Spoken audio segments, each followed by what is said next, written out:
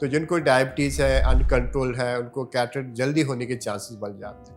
ऐसे ही जो है, जैसे आप स्मोकिंग करते हैं, धूम्रपान करते हैं, तो या फिर आप तंबाकू खाते हैं, उसमें भी कैटरेक्ट जल्दी हो सकता है। कुछ बीमारियां होती है, जैसे आपको ऑटोइम्यून डिसऑर्डर है, या कोई आपको गठिए की बीमारी है, या कोई लिवर या किडनी की बीमारी है, उसमें भी कैटरेक्ट जल्दी हो सकता है। आप देखेंगे मेजर पॉपुलेशन जो फार्मिंग की है, तो लोग जो है धूप में काम करते हैं, तो वहाँ रेडिएशन ज़्यादा होता है। आप देखें हमारा जो कोस्टल बेल्ट है वो भी बहुत ज़्यादा है, तो उसके कारण से भी यूवी रेडिएशन ज़्यादा होता है, वहाँ भी कैटरेक्ट ज़्यादा हो सकता है। माइंस में काम करते हैं, जैसे ग्लास ब्लोअर्स होते हैं जहाँ ये चूड़ियाँ बनती है कांच की, वहाँ पर बहुत हीट होता है, या फिर आप भट्टियों में काम कर रहे होते हैं, तो वहाँ पर भी जो है आपका जो है कैटरेक्ट जल्दी हो जाता है। इनफैक्ट वो कैटरेक्ट बहुत रैपिडली प्रोग्रेस करता है। इसलिए जब भी हम चेकअप कराने जाते हैं तो कुछ चीज़ें बहुत इंपॉर्टेंट है। एक तो आपकी नज़र, दूर की और पास की, और जो है चश्मे का नंबर, ये चेक करना बहुत ज़रूरी है। साथ में आँखों का प्रेशर, जिसे हम कहते हैं इंट्राऑकुलर प्रेशर, आईओपी, वो कराना बहुत ही जरूरी है। दवाई डाल के पुतली फैला करके आँखों का चेकअप कराना, जिसमें हम देखते हैं कि मोतियाबिंद है कि नहीं उसको। लेकिन कॉमनली हम देखते हैं कि जब आदमी की जो है नज़र थोड़ी सी धुंधली होने लगे, तो लोग कैसे पहचानते हैं कि जो टीवी देखते हैं तो जो नीचे लिख के आते हैं जो सबटाइटल, वो थोड़े धुंधले दिखाई लगते हैं, या कभी कभी वो जो है ऊपर नीचे दिखाई दे रहे हैं, या डबलिंग हो जाती है।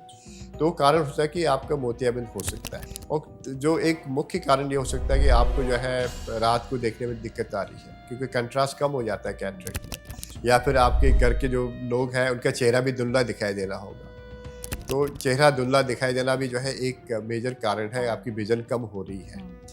कुछ लोगों को इतना मोतिया बढ़ जाता है, खाली लाइट दिखाई दे रही होती है, जो लाइट ऑन ऑफ दिखाई दे रही होती है। ऑपरेशन के बाद वो बड़ा मोटा थिक चश्मा होता था, तो उसकी विजन की क्वालिटी उतनी अच्छी होती नहीं थी। इसलिए हम चाहते थे कि मरीज जब तक अपना नेचुरल विजन एंजॉय करते रहे, जब बिल्कुल नहीं दिखाई दे तब हम सर्जरी करते हैं।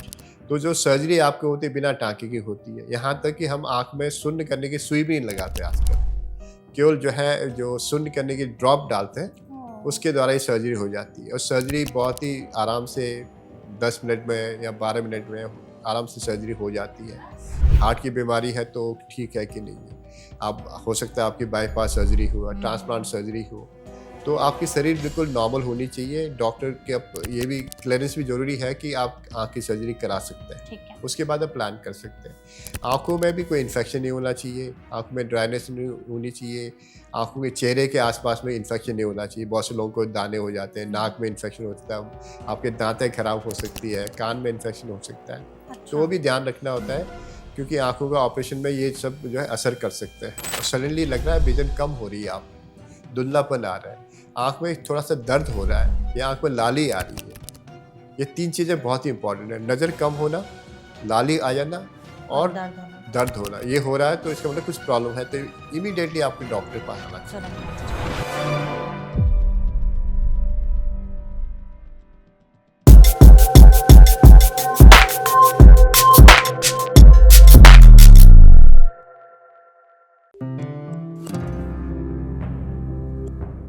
मोतियाबिंद आंखों की एक ऐसी बीमारी है जो धीरे धीरे आपकी आंखों को अफेक्ट करती है।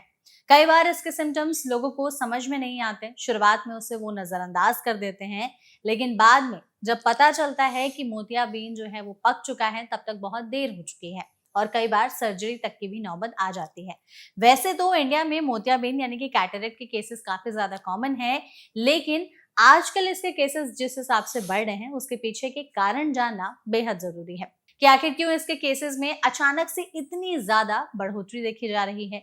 इसको प्रिवेंट करने के लिए हम क्या कर सकते हैं, और एक आध कुछ ऐसे सवाल होते हैं लोगों के मन में जो कई बार आते हैं, जैसे क्या ये सिर्फ बड़े बूढ़ों की बीमारी है या यंग लोगों में भी मोतियाबिंद के केसेस हो सकते हैं। अब ऐसे में इससे बचने के लिए हम क्या करें, रोजमर्रा की जिंदगी में क्या बदलाव करें, इन सभी सवालों के जवाब आज के इस चर्चा में हम डिकोड करने की कोशिश करेंगे, जिसके लिए इस सेशन में हमारे साथ एक बहुत ही स्पेशल एक्सपर्ट मौजूद हैं।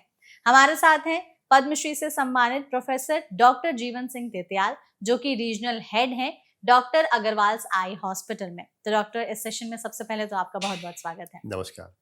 Thank you so much doctor, हमारे साथ इस सेशन में जुड़ने के लिए और अपना कीमती समय हमें देने के लिए। हम पूरी कोशिश करेंगे आपके जरिए हमारी ऑडियंस तक ये जो टॉपिक है कैटरैक्ट, इसके बारे में ज्यादा से ज्यादा जानकारी पहुंचा सके, समझा सके। तो डॉक्टर, आई एम श्योर आपको इस फील्ड में बहुत ही ज़्यादा सालों का एक्सपीरियंस है।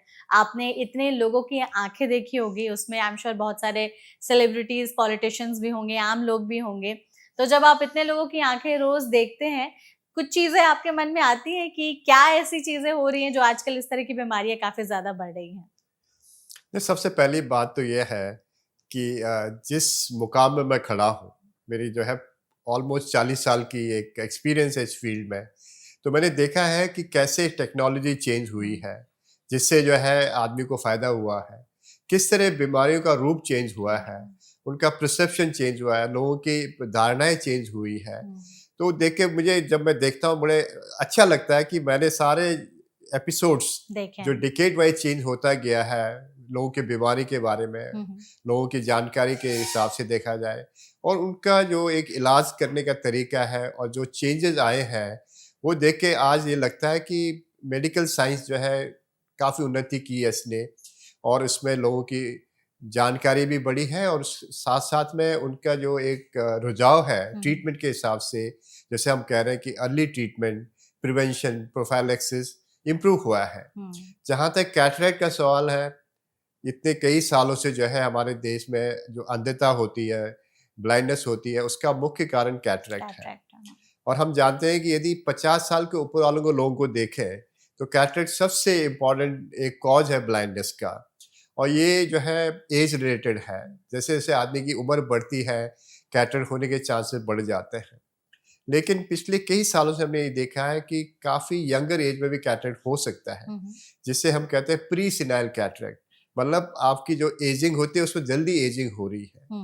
तो कैटरेक्ट एजिंग की बीमारी है, तो सिमिलरली आपकी एजिंग जल्दी होगी, तो कैटरेक्ट का जल्दी होना भी जो है एक कारण हो सकता है। लेकिन हम देखते हैं कि बड़े सारे ऐसे कारण हैं जिसके कारण से कैटरेक्ट जल्दी हो सकता है। जैसे डायबिटीज की बीमारी है, हमारे देश में डायबिटीज जो है बहुत ही कॉमन हो गया, इनफैक्ट डायबिटिक कैपिटल बोलते हैं इंडिया को। तो जिनको डायबिटीज है, अनकंट्रोल है, उनको कैटरेक्ट जल्दी होने के चांसेस बढ़ जाते हैं।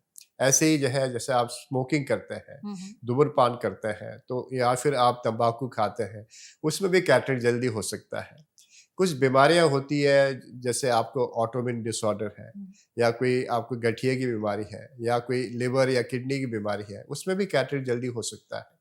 कितनी जल्दी हो सकता है फिर भी, ये मतलब? हम हर साल देखते हैं कि जिनके फैमिली में कैटरेक्ट हो रहा है, तो यदि फैमिली इन्वॉल्व रहती है, उनके जेनेटिक्स में है, तो हर 5 साल जो जल्दी हो सकता है आपको, हर जनरेशन में। अच्छा। तो ये एक कारण हो सकता है। लेकिन सबसे इम्पोर्टेंट कारण जो आजकल हो रहा है कि हमारे जो एक इन्वायरमेंटल फैक्टर है, आपके रेडिएशन ज़्यादा हो रहा है। रेडिएशन भी एक बहुत बड़ा फैक्टर है, यूवी रेडिएशन होना, उससे भी कैटरेक्ट जल्दी हो जाता है। या अच्छा। फिर आप ऐसी दवाई ले रहे हैं, जैसे स्टीरॉयड ले रहे हैं, गोली खा रहे हैं, या आँख में स्टीरॉयड की ड्रॉप डाल रहे हैं, उससे भी कैटरेक्ट जल्दी हो सकता है। क्योंकि आजकल जो है एलर्जी होना, आँखों में ड्राइनेस होना बहुत कॉमन है। और हमारे देश में दवाइयों का कोई कंट्रोल तो है नहीं, आप कहीं से भी दवाई पिकअप कर सकते हैं। तो लोग जो है स्टीरॉयड की दवाई ले लेते हैं बिना डॉक्टर के प्रिस्क्रिप्शन के या उनके हिदायत के बिना, उससे जो है अनवांटेडली जो है आपको कैटरेक्ट हो सकता है। तो एक मेजर समस्या है जहाँ तक पब्लिक हेल्थ के हिसाब से देखा जाए। लेकिन अच्छी बात यह है कि इसकी डायग्नोसिस आराम से हो सकती है, उसका इलाज भी आराम से हो सकता है। इसका कोई मेडिकल इलाज अभी तक है नहीं। अच्छा। तो इसका इलाज यदि कैटरेक्ट हो गया तो केवल सर्जरी से ठीक हो सकती है। सर्जरी के अलावा कोई ऑप्शन हाँ, नहीं है? यस। और सर्जरी जो है आज के डेट में उसकी पद्धतियाँ इतनी अच्छी हो गई है कि आपकी जो विजन या दृष्टि की जो लॉस हो रही है, जो कमी हो गई है, उसकी रिकवरी हो जाती है। पूरी तो 100%? 100% रिकवरी हो जाती है यदि सर्जरी अच्छी हो जाए तो। तो एक तरह से देखा जाए तो इम्पोर्टेंट जो है एडवांसमेंट हुई है सर्जरी के हिसाब से, लेकिन जो नंबर ऑफ लोग पीड़ित हैं कैटरेक्ट से, उसकी कमी नहीं हुई है। बढ़ ही रहे। हर साल जो है हमारा बैकलॉग बढ़ता जा रहा है। आपको ये जान के अच्छा लगेगा कि हमारा देश जो है करीब करीब 90 लाख सर्जरी साल में करते हैं, 90 लाख। उसके बावजूद भी हमारे पास बैकलॉग बहुत ज़्यादा है। बढ़ते ही जा रहे हैं। तो जितनी ज़्यादा सर्जरी हम लोग करते हैं, तब भी जो है बैकलॉग पूरा नहीं हो रहा है। तो उसका मेन कारण ये हो सकता है कि एक तो एजिंग पॉपुलेशन बढ़ रही है हमारी, दूसरी जो है यंगर जनरेशन में कैटरेक्ट हो रहा है। तो दोनों मिल करके जो है कैटरेक्ट जो है उसकी अंधता को हम कम नहीं कर पा रहे हैं। बिल्कुल, ये और बढ़ ही रही है बढ़ ही रही है देखा जाए तो। डॉक्टर सबसे पहले यही कहा जाता था कि मोतियाबिंद तो बड़े बूढ़ों की बीमारी है, छोटे लोगों में या यंगर जनरेशन में तो होगी ही नहीं। आपने हमें इतने सारे फैक्टर्स बताए, अगर हम इसको थोड़ा-सा एक्सप्लेन करके समझने की कोशिश करें तो, जैसे आपने सबसे पहले कहा कि डायबिटीज़, और इंडिया को तो वर्ल्ड का डायबिटिक कैपिटल भी कहा जाने लगा बिल्कुल है। सही कह रहे हैं। तो जिन लोगों में डायबिटीज़ है, क्या उनमें मोतियाबिंद होने के चांसेस 100% होते हैं? नहीं, ऐसा ज़रूरी नहीं है कि हर डायबिटिक पेशेंट को जल्दी कैटरेक्ट हुँ, हो हुँ। जाए। लेकिन उन पेशेंट को जिनकी डायबिटीज़ जो है अनकंट्रोल्ड है, अनकंट्रोल। या जिनकी ब्लड शुगर फ्लक्चुएट होती रहती है, कभी आपकी ब्लड शुगर 400-500 हो जाती है, कभी आपकी 100 हो जाती है। तो जितना ज़्यादा ये जो है ब्लड शुगर ऊपर-नीचे होगा, बॉडी की जो अंदर की जो एनवायरनमेंट होती है, जिसमें मेटाबॉलिज़्म हो रहा होता है, हुँ, हुँ। वो पूरे शरीर को अफ़ेक्ट करता है और साथ में आँख को भी अफ़ेक्ट कर सकता है। कर तो सकते उसमें आपके जो है आपका नंबर जो होता है, चश्मे का नंबर चेंज हो सकता है, कैटरेक्ट हो सकता है, काला मोतिया हो सकता है आपको, और पीछे का पर्दा जिसे रेटिना बोलते हैं, उसमें असर आ सकता है, जिसके कारण से आपको जो है ब्लाइंडनेस हो सकती है, जिसे हम डायबिटिक रेटिनोपैथी बोलते हैं। हुँ, तो डायबिटीज़ जो है पूरी आँख को असर करता है। कर सबसे सकते ज़्यादा जो है पीछे का जो पटल होता है, जिसे हम रेटिना कहते हैं, उसमें असर करता है ये। हुँ, तो कैटरेक्ट होना जो है एक कंपल्सरी पार्ट तो नहीं है, लेकिन आप एजिंग भी आपका प्रोसेस चल रहा है, डायबिटीज़ भी अनकंट्रोल, तो आपको जल्दी कैटरेक्ट हो सकता है। तो जिनकी हाँ, डायबिटीज़ कंट्रोल में नहीं है, उनमें यस। ज़्यादातर रिस्क पर हैं वो तो लोग। ये तो हो गया जो हमारे एक एज ग्रुप है जिसमें कैटरेक्ट होता है। लेकिन कभी-कभी मैंने देखा कि जो डायबिटीज़ जो बचपन में डायबिटीज़ हो जाते हैं, उनमें जो है कभी-कभी ऐसा कैटरेक्ट होता है जिसे हम डायबिटिक कैटरेक्ट बोलते हैं। अचानक जो है हमारा जो क्रिस्टलाइन लेंस होता है उसमें एकदम से स्वेलिंग आ जाती है। लेकिन उसमें यदि आप डायबिटीज़ कंट्रोल कर दो तो स्वेलिंग धीरे-धीरे कम हो कम हो जाती है। जाती है। तो एक एक तरह से रिवर्सिबल होती है जब बचपन में आपका ऐसा एपिसोड होता है। हुँ, ले अदरवाइज़ जो एडल्ट एज में होता है वो तो क्रॉनिक होता है, धीरे-धीरे बढ़ता चला बढ़ता जाता चला है। जाता है, बिल्कुल। जैसे आप पूछ रहे थे कैटरेक्ट के बारे में कि हर एज में हो सकता है देखा जाए तो। लेकिन जो बचपन में कैटरेक्ट होता है जिसे हम कंजेनिटल कैटरेक्ट बोलते हैं, कुछ हुँ, बच्चे जो है पैदाइशी कैटरेक्ट लेके कैटरेक्ट पैदा हाँ। होते हैं, या कुछ बीच में हो जाते हैं जिसे डेवलपमेंटल कैटरेक्ट बोलते हैं। तो कैटरेक्ट बचपन में भी हो सकता है, लेकिन उस वो समस्या थोड़ी कम है। हुँ, हुँ। हर बच्चों को नहीं हो सकता है। उसमें थोड़े-थोड़े जो रिस्क फैक्टर होते हैं, जैसे कोई हार्मोन की डिफिशिएंसी हो जाए या कुछ बच्चों में जो है इन्फेक्शन हो जाए, तो उसके कारण कैटरेक्ट हो सकता है। लेकिन हुँ, हमारी मेन समस्या जो है, जो हमारे एजिंग पॉपुलेशन है, वो उसमें है, है हमारे जो है। बिल्कुल। आपने दूसरा फैक्टर डॉक्टर कहा था ऑटो इम्यून डिज़ीज़ आजकल काफ़ी ज़्यादा बढ़े हैं, जिसकी वज़ह से लोग स्टेरॉइड्स की दवाइयाँ लेते हैं। हुँ, हुँ। तो कितने समय तक अगर कोई स्टेरॉइड्स की दवाइयों पर है या उनको ऑटो इम्यून डिसऑर्डर है, तो उनमें चांसेस हैं मोतियाबिंद डेवलप होने के? ज़रूर हो जाता है। यदि आप जो है लंबे समय तक स्टेरॉइड लेंगे, तो चांसेस जो है बहुत बढ़ जाते हैं इसमें जो है। कितना मतलब फिर भी टाइम ड्यूरेशन समझे? एट लीस्ट जो है ना डिपेंड करता है कितना डोजिंग आप ले रहे हैं, कितना मिलीग्राम टैबलेट्स आप ले रहे हैं। जहाँ तक ऑटोइम्यून डिसऑर्डर की बात करें तो उसमें डोजिंग थोड़ा हाई रहता हुँ, है। हुँ। तो ऐसे में यदि आपने 1 साल, 2 साल लिया है तो कैटरेक्ट बढ़ने के चांसेस बढ़ जाते हैं। और क्लासिकली देखा जाए तो उन उन पेशेंट में थोड़ी डिफरेंट कैटरेक्ट भी बड़े कारण के हो तरह के हुँ, हो सकते हैं। हुँ, हुँ। तो इनमें जो कॉम्प्लिकेटेड कैटरेक्ट होते हैं या फिर डायबिटीज से रिलेटेड या फिर स्टीरॉयड से रिलेटेड कैटरेक्ट होते हैं, उसमें जो है पीछे के लेयर में कैटरेक्ट बनता है, जिसे हम पोस्टीरियर सब कैप्सुलर कैटरेक्ट बोलते हैं। हुँ, हुँ। तो इसमें जो है मरीज को ज़्यादा जल्दी परेशानी होती है और ज़्यादा जल्दी ऑपरेशन की ज़रूरत पड़ कर सकती है। सकते हैं। हुँ, तो ये देखेंगे कि अभी यदि आपने लगातार स्टीरॉयड लिया, 1 साल से ज़्यादा लिया है हुँ। और डोजिंग थोड़ा ज़्यादा है, तो कैटरेक्ट होने के चांसेस बढ़ जाते हैं उसमें। ठीक है। आपने एनवायरमेंटल फैक्टर्स पर भी बात की जिसमें सनलाइट, यूवी एक्सपोज़र जो है काफ़ी ज़्यादा है। यस। इंडिया एक सनी प्लेस है, यहाँ पर धूप बहुत ही ज़्यादा मिलती है हमें। तो ऐसे में जो लोग बाहर काम करते हैं, जिनकी आँखों पर रोशनी एकदम सामने से पड़ती है धूप की, उनमें भी चांसेस ज़्यादा हैं कि हाँ, इनमें तो आगे चल के मोतियाबिंद होगा ही। मेघा जी आपने बिल्कुल सही कहा है कि जो हमारे देश में जो आप देखेंगे मेजर पॉपुलेशन जो फार्मिंग की है, हुँ। तो लोग जो है धूप में काम करते हैं तो वहाँ रेडिएशन ज़्यादा होता है। हुँ, आप देखें हमारा जो कोस्टल बेल्ट है वो भी बहुत ज़्यादा है, तो उसके कारण से भी यूवी रेडिएशन ज़्यादा होता है, वहाँ भी कैटरेक्ट ज़्यादा हो सकता है। हुँ, हुँ। तो ट्रॉपिकल कंट्री होने के कारण जो है यूवी रेडिएशन का फ़र्क जो है काफ़ी शरीर में पड़ता है, उसमें कैटरेक्ट की एक समस्या हमेशा रहती है। ऐसे है। और शरीर में और चीज़ भी हो सकती है, लेकिन कैटरेक्ट सबसे ज़्यादा जो है यूवी रेडिएशन के कारण जल्दी हो सकता है, क्योंकि जो लेंस की जो अंदर की इन्वायरमेंट होती है, हमारी जो क्रिस्टलाइन लेंस होती है हुँ, जो हुँ। क्लियर रहती है, उसमें असर करता है। उसके प्रोटीन्स होते हैं वो थोड़े से जो है रेडिएशन के कारण डीनेचर हो जाते हैं। तो ये कैटरेक्ट जल्दी हो सकता है वहाँ पर भी, और ज़्यादा लोगों को कैटरेक्ट हो सकता है। और करीब करीब जो है 60 साल के ऊपर देखेंगे तो ऑलमोस्ट 100% लोगों को कैटरेक्ट हो सकता है जहाँ पर यूवी रेडिएशन ज़्यादा हो। ठीक है। उसके अलावा भी जो है हमारे देश में और रेडिएशन भी होता है, जैसे आप हीट है, हाँ। हीट भी एक मेजर फैक्टर है। जो लोग हमेशा जो है गर्म इन्वायरमेंट में काम करते हैं, जैसे आपने देखा हुआ कि जो जहाँ पर माइंस हीट वगैरह बहुत में। ज़्यादा होता है, माइंस में काम करते हैं, जैसे ग्लास ब्लोअर्स होते हैं जहाँ ये हाँ। चूड़ियाँ बनती है कांच की, वहाँ पर बहुत हीट होता है। हम्म। या फिर आप भट्टियों में काम कर रहे होते हैं, तो वहाँ पर भी जो है आपका जो है कैटरेक्ट जल्दी हो जाता है। इनफैक्ट वो अच्छा। कैटरेक्ट बहुत रैपिडली प्रोग्रेस करता है। कभी कभी जो न्यूक्लियर रेडिएशन भी हो सकता है, ओके। उसके कारण से भी कैटरेक्ट जल्दी हो सकता है। तो रेडिएशन, किसी तरह का रेडिएशन हो, उससे जो है आंखों में असर पड़ सकता है। तो ऐसे में जो लोग इस तरीके के एम्प्लॉयमेंट में हैं, उनके कंपनी वालों की जिम्मेदारी बनती है कि हर साल उनका एक टेस्ट जरूर कराएं डेफिनेटली, अर्ली डायग्नोसिस के डेफिनेटली लिए। आप सही कह रहे हैं। हम्म। जिम्मेवारी जो है हमारी भी बनती है हाँ। कि हमें जानकारी होनी चाहिए कि हमारे आंखों में बीमारी हो सकती है, और जहाँ पर हम काम कर रहे हैं वहाँ हमें पता होना चाहिए किस तरह का एनवायरनमेंट है, हाँ। उससे हमें क्या फ़र्क पड़ेगा। और जो लोग उस जगह को चला रहे हैं, जैसे आपने कहा, उनकी भी जिम्मेवारी बनती है कि अपने वर्कर्स की, ध्यान उनका रखें। भी ध्यान रखें। इसलिए जो हेल्थ एक ऐसा सब्जेक्ट है हमारे देश में जहाँ पर हम केयर नहीं करते, लेकिन एक रेगुलेशन बहुत बहुत जरूरी ही है। ज़रूरी है, जिससे कि सबका हेल्थ का जो है ध्यान रखा जाए। बिल्कुल। एनुअल चेकअप बहुत ज़रूरी है, केवल एडल्ट्स के लिए, बच्चों के लिए भी बहुत ज़रूरी है।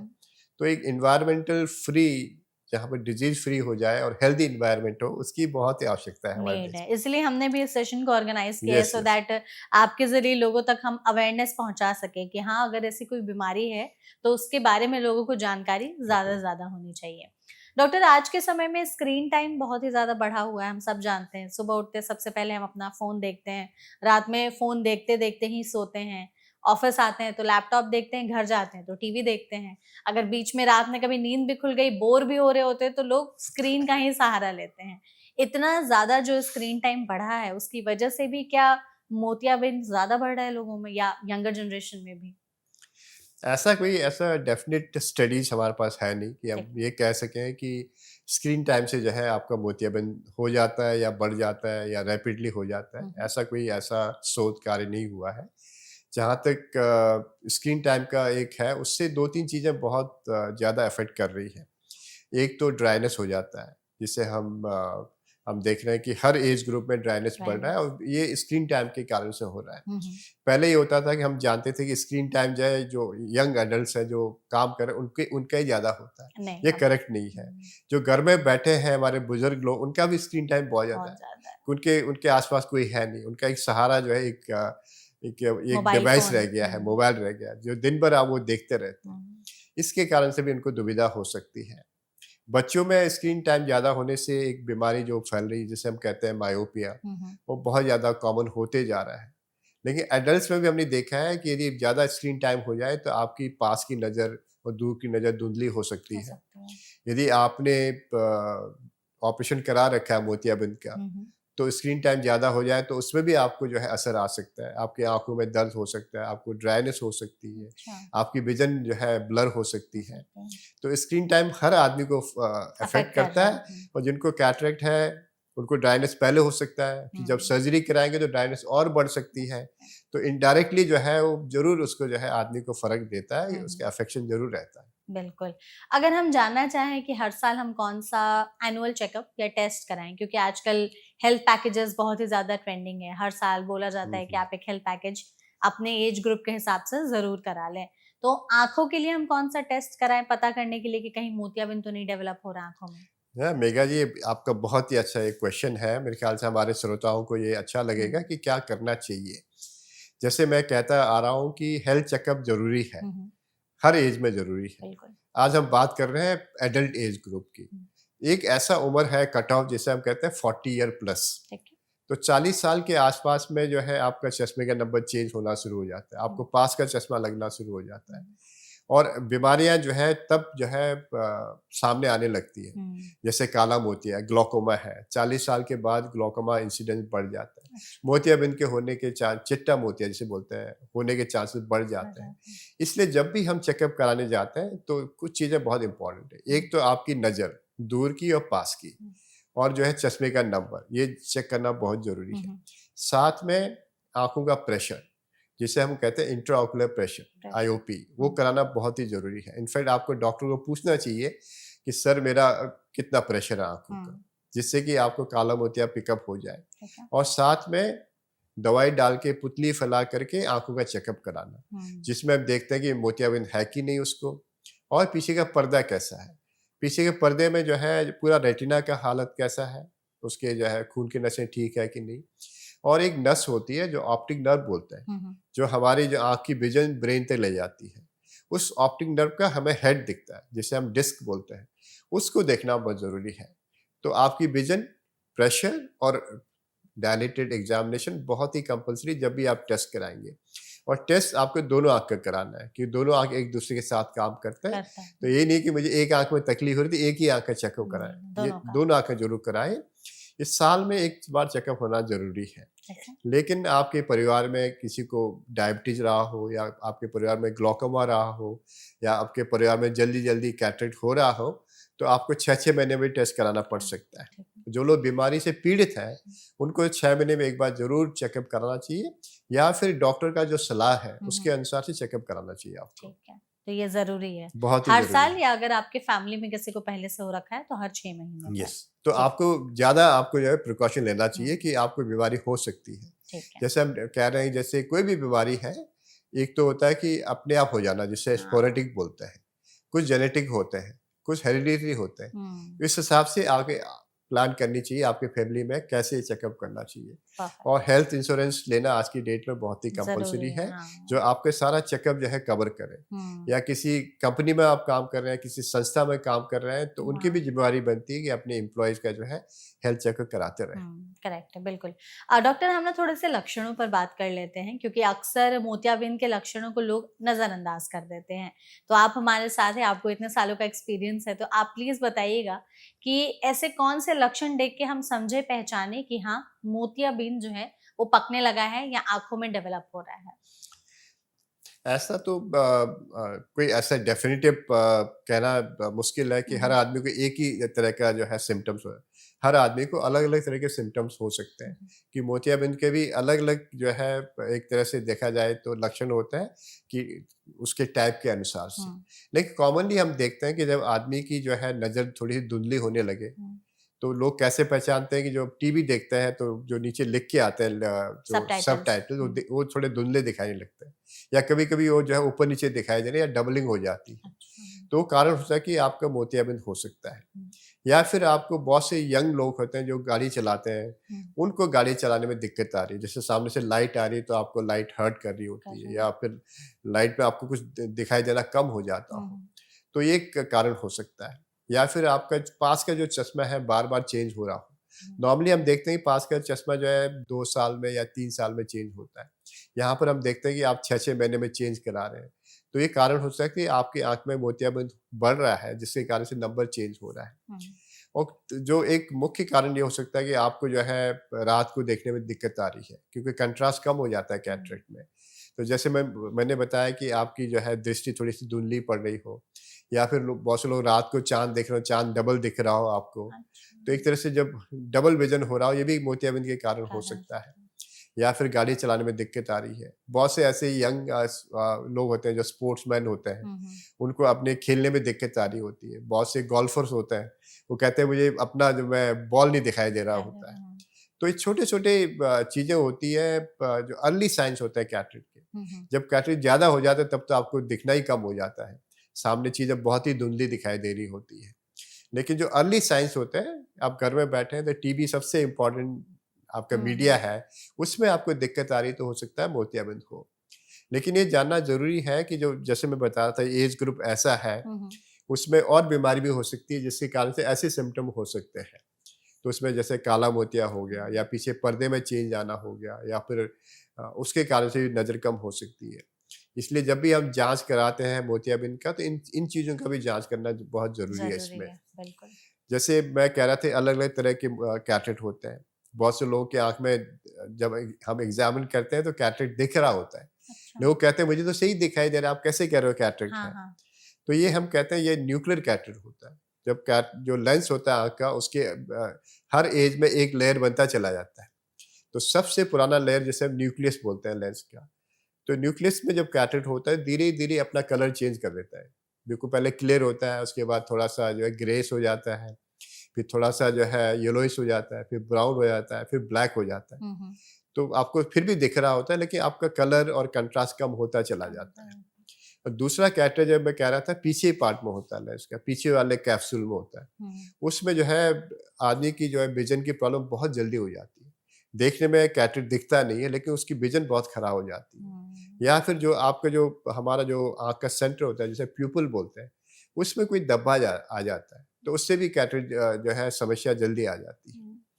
कुछ लोगों को जो है ब्राइट लाइट में दिक्कत आती है, कुछ लोगों को डिम डिम लाइट में लाइट में दिक्कत दिक्कत आती है। आती है। ये सब समस्या हो सकती है। कभी-कभी आपका कलर भी चेंज हो जाता है मतलब जो कि कलर है वो नहीं दिखाई देता है? हाँ, जैसे मुझे ग्रीन और रेड साफ-साफ दिख रहा है, तो उनको लगता है थोड़ा हेज़ी सा दिखाई दे रहा होता है। हाँ। ये अर्ली साइन्स होते हैं जो उनको जो है जानना चाहिए कि आपको आँख में कोई भी बीमारी हो सकती बीमारी है, हो उसमें सकती सब ये प्रॉब्लम होती ही होती है। है। कैटरेक्ट में थोड़ा ज़्यादा होता है ये। ठीक है। तो ये आपने हमें अर्ली साइंस बता दिया। अगर मोतियाबिंद पक गया है तो क्या उसके लक्षण अलग तरीके से दिखाई देते हैं? उसमें तो आपको बहुत ही हेज़ी दिखाई देगा। हुँ। जो जो चीज़ आपको जो है 10 मीटर में पहले दिखाई दे रहा था, आपको 1 मीटर में दिखाई दे रहा होगा। अच्छा। या फिर आपके घर के जो लोग हैं, उनका चेहरा भी धुंधला दिखाई दे रहा होगा। तो चेहरा धुंधला दिखाई देना भी जो है एक मेजर कारण है, कारण। आपकी विज़न कम हो रही है। हुँ। कुछ लोगों को इतना मोतिया बढ़ जाता है, खाली लाइट दिखाई दे रही होती है, बस लाइट ऑन ऑफ दिखाई दे रही हुँ, होती है। हुँ। तो ये तो बहुत ही लेट हो जाता है, इतना वेट करने की आजकल कोई ज़रूरत है नहीं। नहीं है, हाँ। क्योंकि हम जानते हैं कि आप जितना जल्दी इलाज कराओगे, उतना आपको जो है आपकी विज़न भी ठीक हो जाएगी, हुँ। आपकी लाइफ़स्टाइल भी ठीक हो जाएगी। बिल्कुल। डॉक्टर, ये जो लक्षण पे हमने बात की, ये अक्सर ऐसे दिखाई देते हैं कि लोग कई बार क्या करते हैं कि खुद से जाकर के इसकी दवाइयाँ लेने लगते हैं कि आँखों में अगर ड्राइनेस रह रही है, खुजली हो रही है, आँखों में दर्द है या थोड़ा-सा धुंधलापन दिखाई दे रहा है, तो दवाई की दुकान पर गए, केमिस्ट से जाके ओवर द काउंटर दवाइयाँ ले ली और बहुत लंबे समय तक उन दवाइयों का इस्तेमाल किया, खास करके आई ड्रॉप्स। और आजकल ऐसे आई ड्रॉप्स भी आते हैं जिसमें स्टेरॉइड्स भी होते हैं। तो खुद से दवाइयाँ लेना या आई ड्रॉप्स लेना या पेन किलर खाना कितना घातक हो सकता है मोतियाबिंद को और वर्स करने में? नहीं, जहाँ तक मोतियाबिंद का जो शुरू के लक्षण है, हुँ। उसमें बहुत सारी दवाइयाँ तो काम आती नहीं है। नहीं आती, उनसे हाँ। आपको जो है आपकी कोई विज़न रिलीफ नहीं साफ़ है। नहीं होगी। हाँ, आपको थोड़ा-सा इरिटेशन हो रहा हो या फिर चुभन हो रहा हो, ड्राइनेस हो रहा हो, तो उन ब दवाई से आपको ड्राइनेस कम हो सकती है। थोड़ा ठीक भी लगता है शुरू-शुरू में जो है। हुँ, लेकिन जैसे मैंने शुरू में कहा कि दवाई से इसका इलाज हो नहीं सकता हुँ। है। इसलिए जो है आपको जो है इसका सर्जरी कराना ही पड़ेगा। लेकिन बहुत सारे ऐसे साथ में आपको चीज़ें चल रही होती हैं, जैसे हुँ। एलर्जी आपको है, हाँ। हाँ, उसमें आपको दवाई डालनी पड़ जाती है। तो शुरू में साफ लगता है, लेकिन धीरे-धीरे आपकी जो है नज़र खराब होती चली जाएगी। हुँ। जहाँ तक पेन किलर्स है, उससे फ़र्क कुछ ज़्यादा पड़ता नहीं है, उससे और चीज़ों में असर हो जाएगा, लेकिन मोतियाबिंद में असर नहीं होगा नहीं इसका। होगा। बहुत से लोग जो है ऐसी दवाइयाँ लेते हैं, जो पहले जिनको हार्ट की बीमारी है, उसमें लोग ब्लड थिनर लेते हैं, खून बहुत से लोग पतला करने के एस्पिरिन लिए। लेते हैं, हुँ, जो डॉक्टर प्रिस्क्राइब करते हैं, तो एक तरह से जो है सेफ्टी भी है इनसे। हुँ। एस्पिरिन लॉन्ग टर्म खाएँगे तो कैटरेक्ट थोड़ा लेट ऑनसेट होता है। ठीक है। तो कुछ ऐसी दवाइयाँ जो फ़ायदा भी करती हैं, लेकिन ज़्यादातर दवाइयाँ जो है कैटरेक्ट बढ़ा देती हैं। हुँ।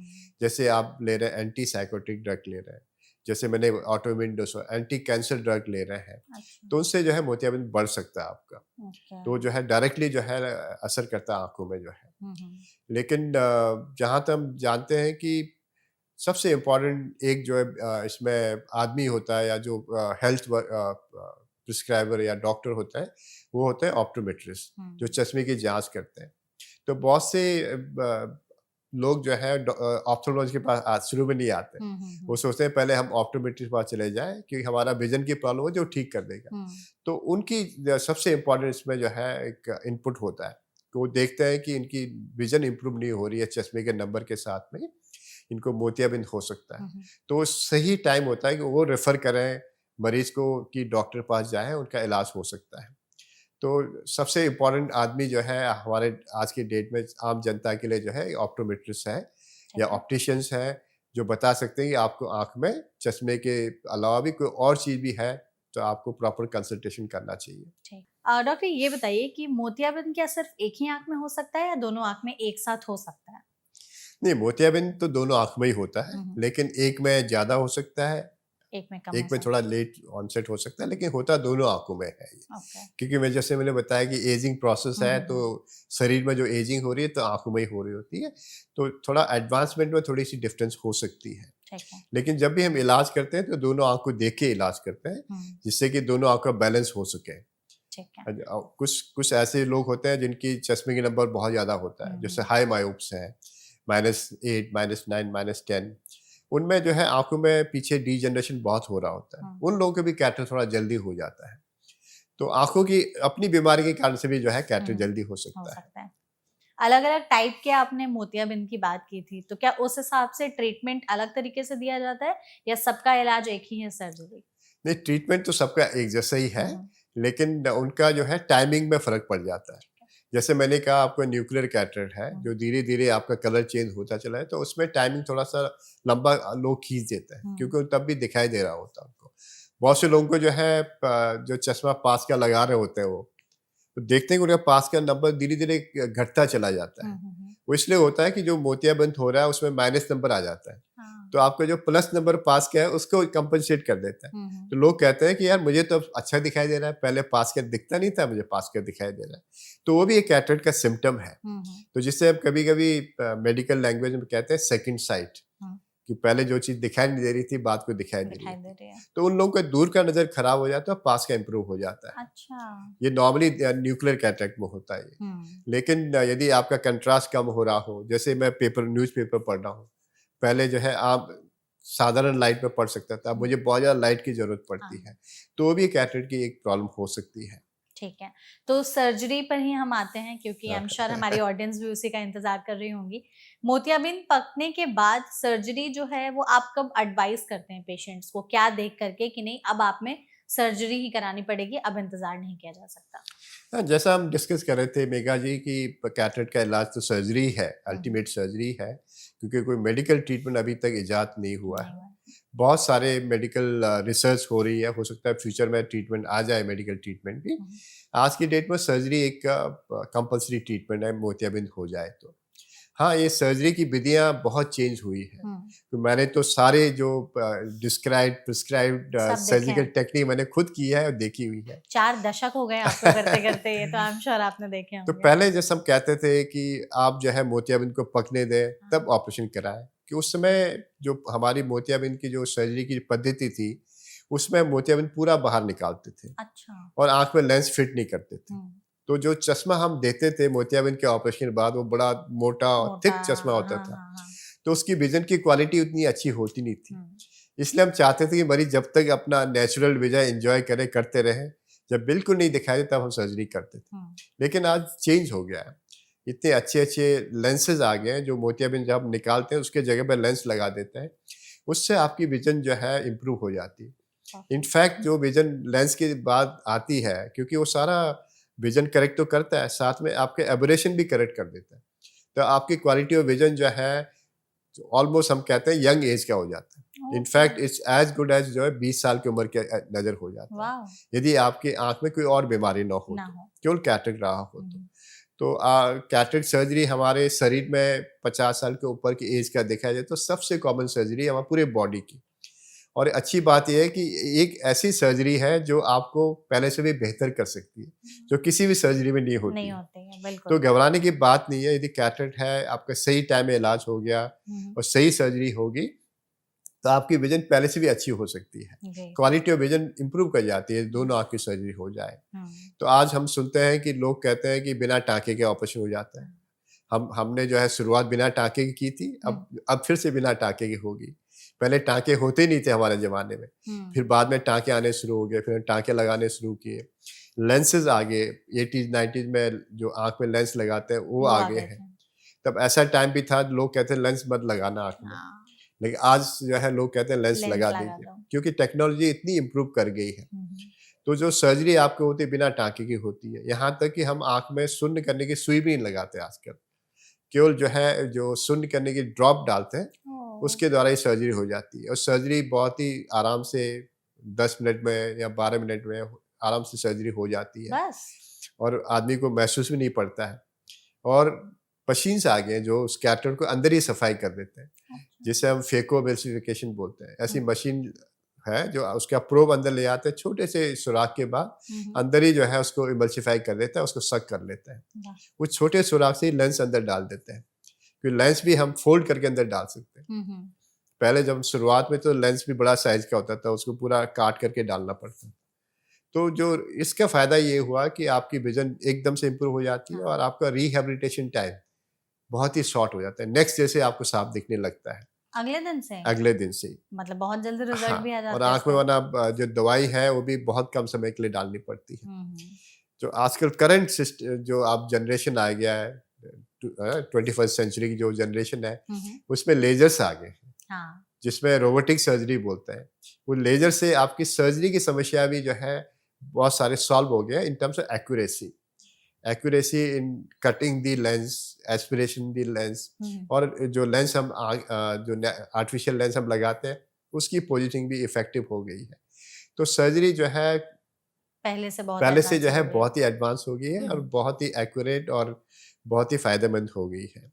और जहाँ तक आउटकम की बात है, जैसे मैंने कहा आउटकम बहुत ही हाँ, अच्छी हो गई है, लेकिन आँख की सर्जरी है, आँख तो ऐसी एक चीज़ है भगवान ने दी है कि उसको रिप्लेस करना बहुत ही मुश्किल है। मुश्किल इसलिए है, प्रिकॉशन लेना बहुत ही ज़रूरी है, बिल्कुल। क्योंकि खुदा ना ख़ास्ता कुछ प्रॉब्लम होगी तो उसे दोबारा ठीक नहीं कर सकते उसको। उस पर भी इस हम बात करेंगे। हाँ, लेकिन तो डॉक्टर जैसे सर्जरी में आपने कहा कि आज के समय में नए एडवांसमेंट्स हो गए, तो अगर जो भी ऑडियंस हमारी इस वीडियो को देख रही हैं, उन्हें मोतियाबिंद की सर्जरी के लिए जाना है, तो आपके हिसाब से कौन-सा लेंस चूज़ करना चाहिए या सर्जरी से पहले किन बातों का ध्यान रखना चाहिए? और बीइंग अ पेशेंट भी उनको कौन-सी ऐसी 4-5 चीज़ें हैं, जो अपने डॉक्टर से ज़रूर पूछनी चाहिए?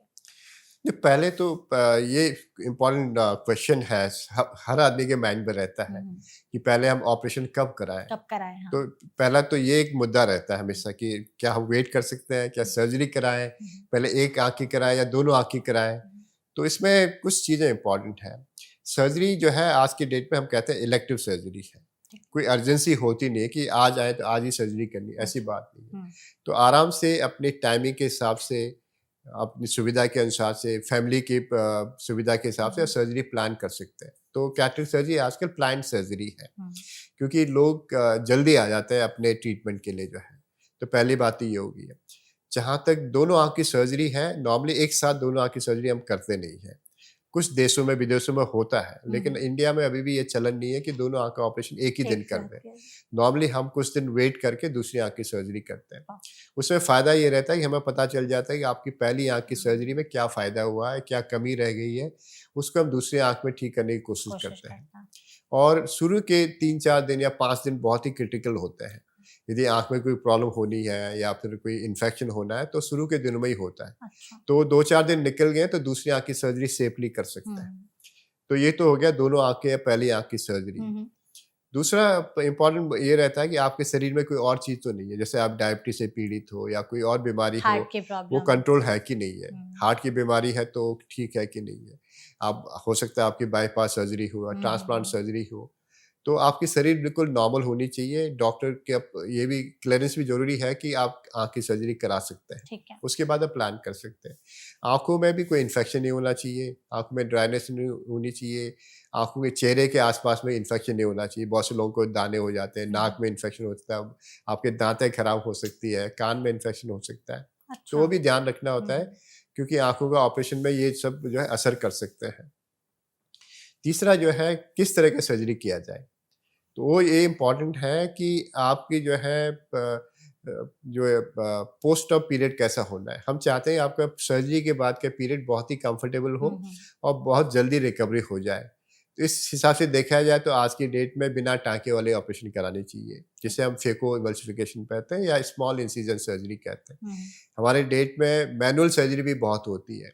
इनफैक्ट हम 70% सर्जरी मैनुअल होती है हमारे देश में, हम्म, जिसमें थोड़ा सा चीरा लगा करके लेंस को निकालते हैं, उसमें भी टाँके नहीं लगते हैं। अच्छा। लेकिन चीरा थोड़ा बड़ा होता है तो थोड़े से जो है दिक्कत हो सकती है, लेकिन उसमें भी रिकवरी बहुत अच्छी होती है। हम्म, लेकिन मॉडर्न डे में तो हम चाहते हैं कि आप लेज़र विधि से सर्जरी कराएं, जिससे हम्म, कि आउटकम जल्दी हो जाए। अच्छा। जहाँ तक लेंस का सिलेक्शन है, जो आर्टिफिशियल लेंस लगाते हैं उसके 2-3 तरह के होते हैं वो। हम्म, एक तो होता है मोनोफोकल लेंस, जिसमें आपका एक ही सिंगल फोकस होता है इस लेंस का, जो दूर की जो है दृष्टि साफ कर देती है आपकी, हम्म, और आपको बहुत अच्छा दिखाई नहीं लगता है। और पास के लिए आपको चश्मा लगाना पड़ता है उसमें, जैसे तो आप पहले लगाते थे। मतलब लगाना ही पड़ता है चश्मा। लगाना पड़ता है रीडिंग के लिए, लेकिन जो चश्मा लगाएंगे तो उसमें जो आपको दिखाई देगा बहुत अच्छा दिखाई देगा, हाँ, कि मोनोफोकल में एक ही फोकस होता है उसमें। हम्म, दूसरा था मल्टीफोकल लेंस, जिसमें मल्टीपल फोकस हो सकता है, दूर के लिए, पास के पास के लिए, लिए। और इंटरमीडिएट डिस्टेंस के लिए। इंटरमीडिएट वर्ड इसलिए ला रहा हूँ कि आज के डेट में सबसे इम्पोर्टेंट है। हम लोग काम ही जो है मोबाइल फ़ोन में कर रहे थे, पास लैपटॉप में कर रहे थे, जो करीब करीब 80 सेंटीमीटर डिस्टेंस हम्म, होता है, सो हम इंटरमीडिएट डिस्टेंस बोलते हैं।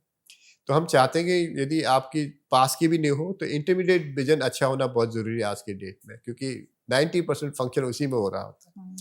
तो ऐसे भी लेंसेज होते हैं जो इंटरमीडिएट विजन अच्छा कर देते हैं, ओके, जिसे हम कहते हैं EDOF lenses, extended depth of focus lenses. ठीक है। ये नए लेंसेज आए हैं जो आपको फ़ायदा कर सकते हैं।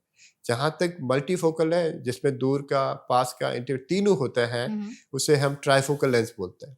उसमें 3 फोकस पॉइंट्स होते हैं। वो उन लोगों के लिए बहुत अच्छा है जिनका कोई एक्टिव लाइफ नहीं होता है, कि उनमें रिंग्स होते हैं जो लाइट को अलग अलग फोकस करते हैं। ये रिंग के कारण जो है आपको कभी कभी जो ब्राइट लाइट में आपको जो है रिंग्स दिखाई दे सकते हैं, हैलोज दिखाई दे सकते हैं। बहुत से लोगों को परेशानी भी होती है, हम्म, लेकिन ये परेशानी करीब करीब 10% लोगों को होती है, बाकी अच्छा, 90% लोग को कोई दुविधा नहीं नहीं होती है। होती है। तो हम देखते हैं कि जो होम मेकर्स हैं, जो घर में काम करते हैं, ड्राइविंग नहीं करते हैं, एक्टिव लाइफ नहीं है, उनमें मल्टीफोकल लेंस काफ़ी अच्छे रिजल्ट्स मिलते हैं। रिजल्ट्स मिलते हैं। ठीक है। लेकिन जो एक्टिव लाइफ में है, उनके लिए या तो मोनोफोकल लेंस या फिर ईडॉफ लेंसेज सबसे बेस्ट लेंसेज है। तो परफेक्ट। हम देखते हैं कि आदमी का प्रोफेशन क्या है, हाँ। किस किस तरह का उसका डेली रिक्वायरमेंट है, हम्म, और उसके अनुसार से लेंस को हम उसको जो है काउंसिल करते हैं, उस तरह से लेंस लगाते हैं। ग्रेट। तो ये आपने हमें बड़े ही आसान भाषा में बता दिया और आई एम श्योर हमारी ऑडियंस को काफी ज्यादा इससे हेल्प मिलेगी कि अपने प्रोफेशन के हिसाब से यस, कौन सा लेंस वो चूज कर सकते हैं। आपने कहा डॉक्टर कि 10 से 12 मिनट की सर्जरी होती है, आजकल बहुत जल्दी हो जाती है सर्जरी, पोस्ट रिकवरी भी काफी अच्छी हो उसके लिए भी आप लोग ट्राई करते हैं। तो पोस्ट मतलब सर्जरी के बाद रिकवरी अच्छी हो उस दौरान के लिए आप कुछ ऐसे टिप्स या एडवाइस देते हैं पेशेंट्स को कि हाँ आपको क्या करना है क्या नहीं करना है, कुछ डू एंड डोंट्स? जहाँ तक कैटरेक्ट सर्जरी की हम बात करें, मोतियाबिंद के ऑपरेशन, मोतियाबिंद के ऑपरेशन के पहले जो इंस्ट्रक्शन देखते हैं और उसके बाद का जो इंस्ट्रक्शन, दोनों इंपॉर्टेंट है। हाँ, जो पहले इंस्ट्रक्शन में जो है उनको जो है कौन कौन सी दवाई डालनी है, कैसे अपने शरीर के सारे बीमारी को ठीक करना ठीक है, करना है। और ऑपरेशन के टाइम में क्या होगा वो समझाते हैं उनको, किस तरह के लेंसेज चूज करने, जो हमने बात की थी। हम्म, जहाँ तक सर्जरी के बाद की बात है, वो बहुत ही क्रिटिकल है, हम्म, बहुत ही इम्पोर्टेंट है।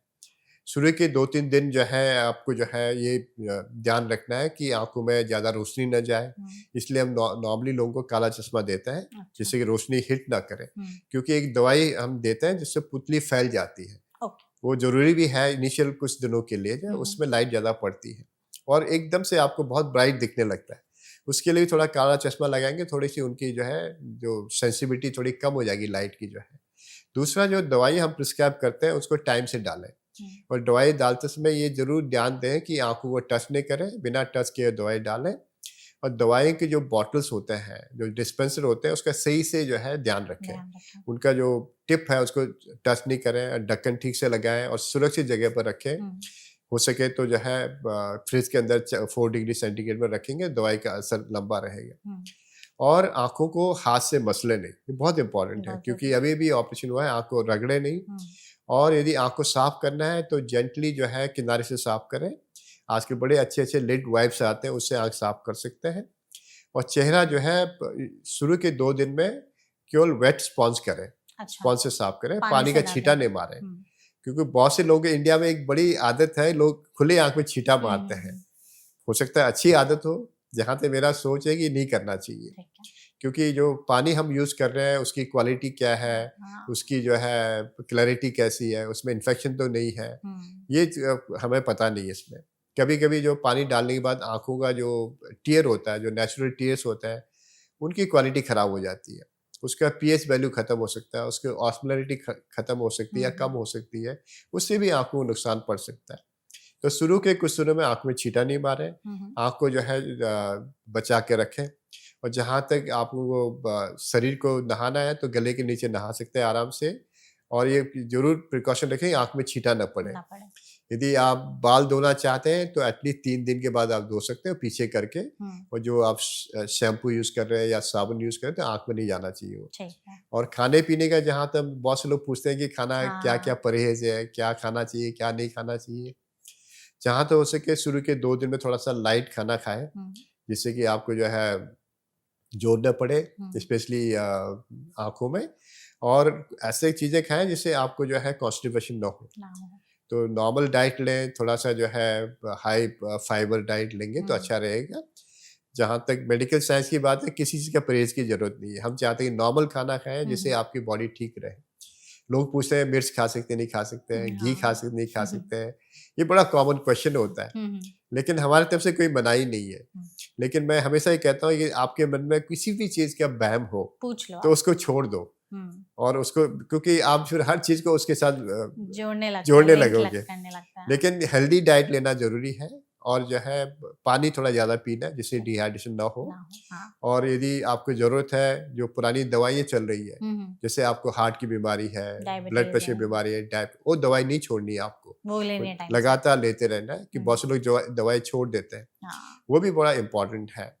और जहाँ तक बाकी एक्टिविटीज़ है, जेंटल वॉक कर सकते हैं घर में, बिल्कुल स्टिल नहीं रहना नहीं है। रहना। बहुत से लोग तो दरवाज़ा बंद करके अंधेरे कमरे में बैठते हैं, उसकी भी ज़रूरत नहीं नहीं है। है। आप जो है थोड़ा बहुत वॉक कर सकते हैं। जहाँ तक हेवी वेट है, जिम है, ये करीब-करीब 2-3 हफ्ते के बाद करना चाहिए आपको ठीक है। और बहुत हेवी वेट नहीं उठाना चाहिए, वो हम्म। थोड़ा प्रिकॉशन रखना है आपको। कुछ ऐसे रेड फ्लैग्स डॉक्टर जो सर्जरी के बाद देखे कि अगर आंखों में ये बदलाव हो रहे तो हो सकता है या तो सर्जरी अच्छे से नहीं हुई है या कोई इन्फेक्शन फैल गया है। ये तो एक कॉमन जो है हिदायत मरीज को हम देते हैं। देते हैं। कुछ चीज़ें बहुत इंपॉर्टेंट है शुरू के कुछ दिनों में। एक तो जो है नेक्स्ट डे आपकी विजन इंप्रूव हो गई है, अच्छी दिख रही है और सडनली लग रहा है विजन कम हो रही है आपकी, धुंधलापन आ रहा है, आँख में थोड़ा-सा दर्द हो रहा है या आँख में लाली आ रही है। ये 3 चीज़ें बहुत ही इंपॉर्टेंट है, नज़र कम होना, लाली आ जाना और और दर्द होना। दर्द होना। ये हो रहा है तो इसका मतलब कुछ प्रॉब्लम है, तो इमीडिएटली आपके डॉक्टर के पास आना चाहिए। तुरंत जाना चाहिए। और तीसरा जो है आपको लग रहा है आँख भारी हो रही है, आँख में बहुत सीवियर दर्द हो रही है, तब भी आ जाना चाहिए। हो सकता है आँख में कोई कॉम्प्लिकेशन हो रहा हो। ओके। यदि आपकी विज़न शुरू से ही साफ नहीं हो रही है, तो डॉक्टर को पूछना चाहिए कि ये मेरी विज़न क्यों साफ नहीं हुई, कारण क्या है इसका? तो हो सकता है कि आपकी सर्जरी के दौरान आपको कुछ दिक्कत आई हो, आँख में जो आगे की पुतली होती है इसमें सूजन आ गया हो, तो उसका इलाज अलग से होता है या प्रेशर बहुत हाई हो गया हो या फिर कोई और कारण रहा हो जिससे आपकी नज़र खराब हो। जैसे हम बात कर रहे थे डायबिटीज़ का होना या पीछे पर्दा खराब होना या काला मोतिया से नस खराब हो जाना। कभी-कभी यदि मोतिया बहुत ही पक गया हो, तो हमें पीछे का पर्दा दिखाई नहीं देता है। तो जब सर्जरी करते हैं तब पता चलता है कि पीछे की नस खराब हो गई है, वो भी एक कारण हो सकता है। लेकिन जो 3 इंपॉर्टेंट चीज़ मैंने बताया जैसे हल्का सा दर्द होना या ज़्यादा दर्द होना, लाली होना या नज़र कम होती चलाना, ये बहुत इंपॉर्टेंट है। ये हो जाए तो तुरंत आपके डॉक्टर के पास आना चाहिए। लेकिन कॉमनली जो नॉर्मली सबको होता रहता है, वो कहते हैं आँख में कुछ चीज़ लग रहा है, कुछ अटका पड़ा है या आँख से थोड़ा पानी आ रहा है या मेरे आँखों के आगे कुछ चीज़ें ऐसे हिल रही है, वो शुरू के दिन में नॉर्मल होते हैं, ये नॉर्मल है। उससे कोई चिंता की बात नहीं है। यदि ये परसिस्ट करता है आपको, यदि आपको जो है कुछ ऐसा लग रहा है कि एक पर्दा सा गिर रहा है आपके आँख के आगे या बहुत सारे काले-काले धब्बे आ रहे हैं, तो डॉक्टर को तुरंत आके दिखाना चाहिए। ठीक है, तो इन सब चीज़ों का ध्यान यस रखना चाहिए। तो मोतियाबिंद की सर्जरी हो गई तो अपनी डेली या नॉर्मल लाइफ वो कब से शुरू कर सकते हैं या ज़िंदगी जी सकते हैं वो? तो नॉर्मली जैसे मैं कह रहा था कि शुरू के 3-4 दिन बहुत ही क्रिटिकल होते हैं। ठीक है। तो यदि आपको बहुत ही एक्टिव लाइफ हो, आपके बिना जो है सारी चीज़ बंद हो जा रही हो, तो आप तीसरे दिन के बाद काम कर सकते हैं। प्रिकॉशन ले करके और धीरे-धीरे काम बढ़ा करके जो है। स्क्रीन वगैरह देख सकते हैं? कर सकते हैं विद कंट्रोल। जो आपके बहुत ज़रूरी है वही करना वही चाहिए। करना चाहिए, ठीक तो हमेशा मैं उनको ध्यान दिलाता हूँ कि है। आपकी जो मोबाइल फ़ोन है, आपका लैपटॉप है, आईपैड है हम्म, या टैबलेट्स हैं, ये सबसे डर्टी होते हैं, हम्म, क्योंकि हमेशा इसमें कुछ ना कुछ लगा रहता लगा है। रहता है। तो जब भी इसमें आप काम करोगे तो हाथ धो लीजिए, उसके बाद फेस में हाथ लाना है। हाँ। तो ये प्रिकॉशन बहुत ही ज़रूरी है। जैसे आप दवाई डाल रहे हैं आँख में या कोई और आपके लिए दवाई डाल रहा है, तो उसमें भी हाथ धोना ज़रूरी है, जिससे कि आपके हाथ जो है साफ़ हो जाए। हैंड हाइजीन मेंटेन यस, ये करना। बहुत ही इम्पोर्टेंट है उस टाइम में जो है, क्योंकि हाथ से ही इन्फेक्शन फैलता है। ठीक है। और ये ख्याल भी रखना है आपके चारों तरफ जो लोग आपको आपकी जो है पूछने दे आते रहे हैं, हैं। उनसे हैंडशेक नहीं करें या दूर से नमस्ते बोल दें। तो वो भी इम्पोर्टेंट एक प्रिकॉशन है शुरू के 2-3 दिन में जो ठीक है। है। जहाँ तक बहुत से लोग एक्टिव लाइफ रहते हैं, जैसे कुछ हमारे जो कलीग्स होते हैं, खुद ही सर्जन्स हैं, तो वो जो है विद इन 3-4 दिन भी सर्जरी कर सकते हैं यदि सब कुछ ठीक-ठाक है तो। लेकिन क्लासिकली देखा जाए तो 2 हफ्ते का टाइम होता है ऑफिस ज्वाइन करने के लिए, काम करने के लिए। 2 हफ्ते में सब कुछ नॉर्मल हो जाता है, क्योंकि उसके लिए जो थोड़ी बहुत चश्मे की ज़रूरत पड़ती है, हम 2 हफ्ते में दे सकते हैं। उसके बाद नंबर ज़्यादा चेंज होता नहीं आज की डेट की जो सर्जरी होती है, होते हैं उसमें। क्योंकि बहुत छोटी इंसिजन होती है तो उसमें ज़्यादा शिफ्ट होता नहीं है। परफेक्ट है। तो यदि कट ऑफ लेना तो 2 हफ्ते का कट ऑफ लेना चाहिए, ठीक है। क्योंकि हम मेडिकल भी किसी को देते हैं फिटनेस का 2 हफ्ते के 2 बाद हफ्ते का देते हैं। देते हैं, ठीक है। डॉक्टर, जैसे मोतियाबिंद कब इतना सीवियर हो जाता है कि उसकी वजह से इंसान अंधा हो सकता है और विज़न पूरी तरह से जा सकती है? डेफिनेटली ये सिचुएशन भी आ सकता है। हुँ, मुझे तो बड़ा आश्चर्य होता है कि आज की डेट में भी ये सिचुएशन आ रही होती है।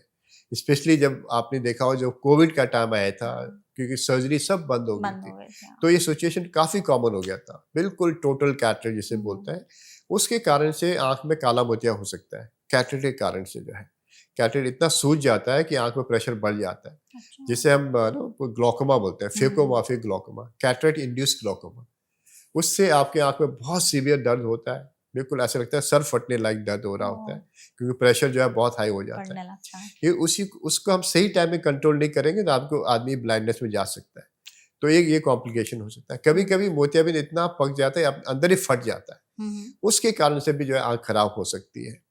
कभी-कभी ऐसा सिचुएशन आता है कि मोतिया जो है इतना पक जाता है, धीरे-धीरे जो है पीछे के पीछे गिर जाता है, आँख के पीछे गिर जाता है। हुँ, उसके कारण से भी प्रॉब्लम हो सकती है। हुँ, तो जैसे 3 चीज़ बताया, एक तो काला मोतिया हो जाना, आँख के अंदर फट करके उसके जो फ्लूइड बाहर आके उससे इन्फ्लेमेशन हो हुँ, जाना, हुँ, या खुद ही नीचे गिर जाना, ये जो है बहुत लंबे समय तक आप मोतियाबिंद के साथ रहें, हुँ, तो ये पॉसिबिलिटी है। तो उससे जो है फिर सर्जरी करने के बाद भी आपकी विज़न साफ़ नहीं होगी। तो हुँ, ये चीज़ होनी नहीं चाहिए आज की डेट में। हमें जो है जितना जल्दी हो सके इलाज करना हो सकता है। ठीक है। ये तब पॉसिबल है, बहुत से लोगों को जो है कोई और बीमारी हो रही होती है, हुँ। कि वो फिट ही नहीं होता है ऑपरेशन करने के लिए, उसमें ये सिचुएशन आ सकती है। लेकिन नॉर्मली ये आनी नहीं चाहिए। बिल्कुल।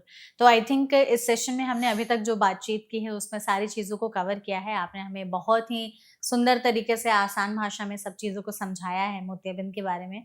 हम चाहते हैं डॉक्टर कि जाते-जाते आप हमारी ऑडियंस को कुछ ऐसे प्रिकॉशनरी या प्रिवेंटिव टिप्स ज़रूर बताएँ कि अगर वो चाहते हैं कि आगे चलकर उन्हें मोतियाबिंद ना हो, तो अभी से ही अपने रोज़मर्रा की ज़िंदगी में क्या बदलाव करें, कौन-सी चीज़ें लाएँ? और आप भी बताइएगा प्लीज़ कि आप अपनी आँखों का ख़्याल कैसे रखते हैं? नहीं, पहली बात तो जो हम कह रहे हैं कि चीज़ों को जो है यदि हम ठीक तरीके से उनका जो है ध्यान रखेंगे तो चीज़ें लंबे समय तक चल सकती हुँ, हैं। क्योंकि जो है बॉडी तो ऐसी है कि उसमें जो है डिजेनरेशन होना है हुँ, हुँ, हुँ, अल्टीमेटली। हमें ये देखना है कि उसको कितना लंबा हम खींच सकते हैं, कितने लंबे समय तक हम स्वस्थ रह सकते हैं। हुँ, इसी तरीके से अब हम शुरू से ही अपना जो है शरीर का ध्यान रखें, बैलेंस डाइट लेंगे हुँ, और जो है बीमारी से दूर रहेंगे और रूटीन एक्सरसाइज़ करेंगे, हुँ, अपने विटामिन्स का लेवल ठीक रखेंगे और गलत चीज़ों का सेवन नहीं ठीक करेंगे। है। जैसे मैंने कहा स्मोकिंग सबसे खतरनाक हुँ, है, हुँ, हुँ, तम्बाकू। और जो है दूसरा मैं कह रहा था कि जो गोलियाँ खाते हैं बिना मतलब के, उससे भी प्रॉब्लम हो सकती है। हुँ, डॉक्टरों को एडवाइस लेते रहेंगे तो आप अपनी लाइफ को जो है अच्छा और लंबा कर सकते हैं। परफेक्ट। कैटरेक्ट भी जो है एक एजिंग प्रोसेस हुँ, है, हुँ, हुँ, जिससे हम अपने शरीर को एजिंग से बचा सकते हैं, नॉर्मल डाइट से, बेटर जो है एक्सरसाइजेज से, तो आपकी कैटरेक्ट ऑनसेट भी डिले हो सकती है। यदि आपको बीमारी है तो उसको कंट्रोल रखेंगे तो तब भी आपकी कैटरेक्ट ऑनसेट डिले हो जाएगी। हाँ, ये ज़रूरी है कि आपको कैटरेक्ट हो गया है हुँ, तो सही टाइम में उसका इलाज कराइए, जिससे कि आपकी विज़न जो है नॉर्मल या बेटर हो सके, अपनी लाइफ़स्टाइल, हुँ, जो क्वालिटी ऑफ लाइफ हम बोलते हैं, इम्प्रूव हो जाए। जहाँ तक हम अपने आँखों का हम ख्याल रखते हैं, ये ज़रूरी है कि इस एज में आने के बाद भी आपको एक्सरसाइज ज़रूरी है। रूटीन जो है at least half an hour to 1 hour का जो है आउटडोर एक्टिविटी जरूरी सबके लिए ज़रूरी है। छोटे बच्चे जो स्कूल जा रहे हैं उनके लिए भी इम्पॉर्टेंट है, या जो 80 साल के हैं उनके लिए भी इम्पॉर्टेंट है। जरूरी है, बिल्कुल। दूसरा जो है जो बीमारियां फैल रही हैं उससे भी बचाव रखना ज़रूरी है। हम जानते हैं जब कोविड हुआ था तो कोई हमारे पास ऐसे कोई प्रिकॉशनरी मेजर थे नहीं। आज की डेट में हम जानते हैं कि कैसे ऐसे इन्फेक्शियस डिजीज से बच सकते हैं, वो भी इम्पॉर्टेंट है। और जैसे हम डिस्कस करते हैं रूटीन चेकअप, हाँ, ये बहुत ही इम्पॉर्टेंट है आज की डेट में जो है। किसी भी हेल्थ चेकअप सोसाइटी से आप मिल लीजिए, इंस्टीट्यूशन से अपना जो है आपको जो उनका बोर्ड है उनसे बोलिए कि हमारा हेल्थ चेकअप एक कंपल्सरी पार्ट होना चाहिए। तो उसमें बहुत से लोग झिझकते हैं कि हेल्थ चेकअप कराएं तो बीमारी निकल आएगी। वो नहीं सोचना चाहिए। आपकी बीमारी है तो उसका इलाज करना जरूरी है, तो जिससे कि वो आगे खराब ना हो जाए, सही टाइम में बीमारी का इलाज हो जाए तो बेटर है। यदि बीमारी की पहले ही प्रोफाइल एक्सेस कर दें तो और भी बेटर है। करेक्ट है, तो नथिंग बेटर देन प्रिवेंशन देखा जाए तो। बिल्कुल perfect. Thank you so much doctor इस सेशन में हमारे साथ जुड़ने के लिए। आपने हमें बहुत ही ब्यूटीफुल तरीके से मोतियाबिंद के बारे में सभी चीज़ों को बताया। आई एम श्योर ये सेशन हमारी ऑडियंस के लिए बहुत मददगार साबित होने वाला है। आपने सिम्टम्स हो, ट्रीटमेंट हो, सर्जरी हो, प्रिकॉशनरी टिप्स हो, उन सब के बारे में बताया। तो थैंक यू सो मच अपने कीमती समय से हमें थोड़ा सा वक्त देने के लिए। एंड आई एम श्योर आपने भी इस सेशन को एंजॉय किया होगा। Thank you so much Megha ji. Like no it is a two way conversation. आपने बहुत अच्छी तरह से उसको निभाया। Very nice, thank you so much. And thank you so much audience, आपने इस वीडियो को यहाँ तक देखा। आई एम श्योर इस सेशन के जरिए आपको काफ़ी इन्फॉर्मेशन मिली होगी। इसके अलावा भी अगर आपके मन में कोई और सवाल रह गए हों तो कमेंट सेक्शन के जरिए आप हमसे पूछ सकते हैं। हम पूरी कोशिश करेंगे डॉक्टर के जरिए ही उन सभी सवालों के जवाब देने के। ऐसे और भी सेशंस के लिए और स्वास्थ्य चर्चा के लिए फॉलो करते रहिए NBT लाइव। Thank you.